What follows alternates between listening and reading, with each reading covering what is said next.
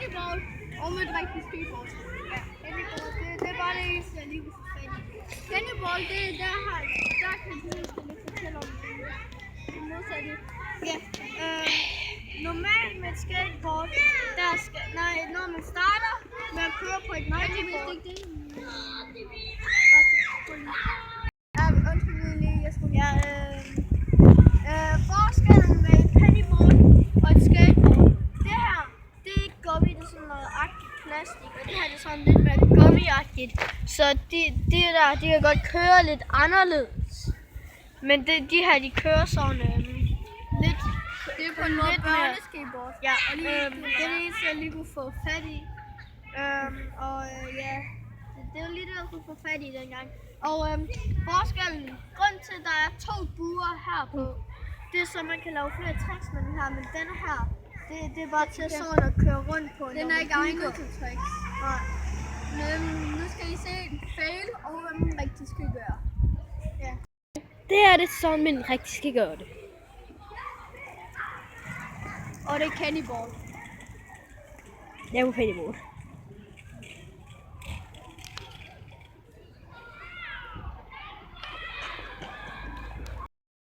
Sådan her skal man ikke gøre.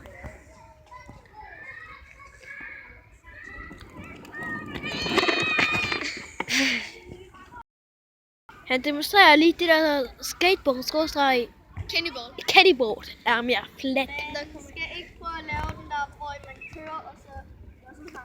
Det er umuligt. Jeg ser selv. Ja. Demonstration! Okay, med den her, som min ven, vores Tobias lige gjorde på Cannibal, man kan faktisk lave. Det er klart, at han ikke lige kunne lave sådan mere sådan her. At han ikke lige kunne lave den her sådan nok. Han kører sådan nok. Men ikke det, han gjorde, så gjorde sådan her. Ja, Pennyboards. Og om bag mig er der 2 børn, der ikke kan komme ud af det. Ja, der bare bruger penny boats. Boats. Sådan kan man komme ud af. Nu skater de bare lidt rundt. Jeg tror sgu, I fik lidt.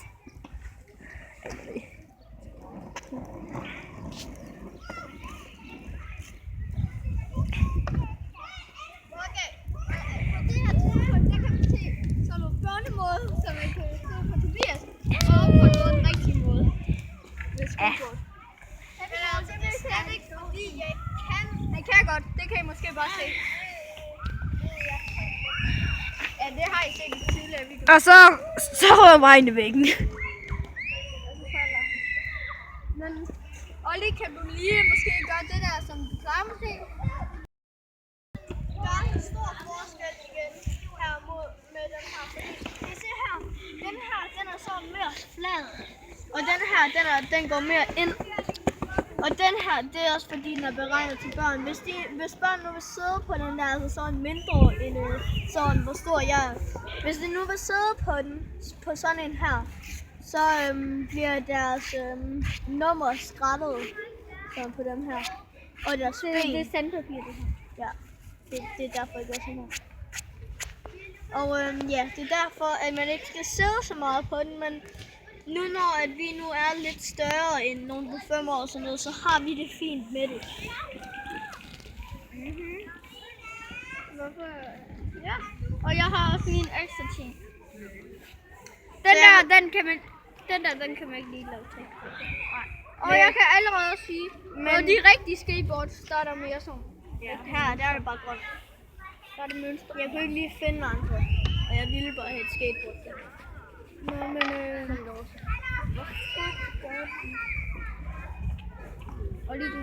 og det var egentlig ikke den grund, vi begyndte at filme. Fordi det her, det er også en stor forskel fra, at der er noget, der er fladt. Den her også. Ja, hvis I kigger. Ja, størrelsen den er også meget anderledes.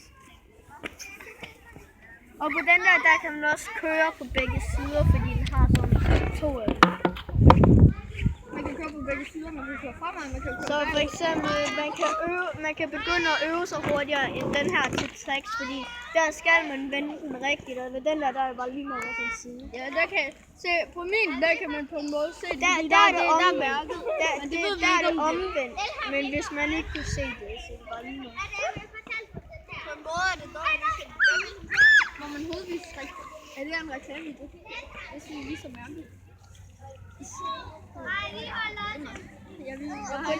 Jeg vil mest foretrække de store penge. Det er det egentlig de store. Og fordi de andre, der kan jo være 70 kilo på. Denne her, den tager rent faktisk lige 30 flere kilo. Og det er rent faktisk ret meget. Nå, lige sætter du lige. En video om forskellen på et pennyboard og et skateboard. Og vi har også lidt skatet i den her video. Men vi laver også en video mere i dag, men den kommer måske ud i morgen. Men der skater vi bare rundt og viser nogle tricks måske, og der kommer baggrundsmusik. Ja. Hvis I godt kan lide sådan silly musik, så er det sådan noget i den stil, der kommer. Ja. Det bliver, jeg føler bare musik derhjemme. Sådan noget dejlig baggrundsmusik. Ja, ja, det ved vi bare. Jeg håber, I vil smide et like og godt kan. Hvis den her, skal vi sige, kommer op på 5 likes, skal vi sige det? Ja. Så kan det være, at vi laver en mere Kennyboard skateboard. Husk at skrive kommentarer. Og ja. Hvis det kan være på tiden. Skriv, hvad I gerne vil have om skateboard eller Kennyboard. Så kan vi se, om vi kan finde ud af det sådan. Hvad I gerne vil vide. Ja. Eller lave tricks. Husk at gå ind og subscribe til Skænke Gamer, og jeg kan ikke engang huske, hvad jeg hedder. Shadowhunter. Ja, Shadowhunter, hvis I kan finde mig. Hvis I ikke kan finde mig, så søg ved Shadowhunter, så søg efter Hundinundi. Okay, ses! Og ikke Hundibundi. Hundinundi. Ses YouTube, og håber I kunne lide skatervideoer. Ja, ses! Og det er vores filmer, mand. Ses!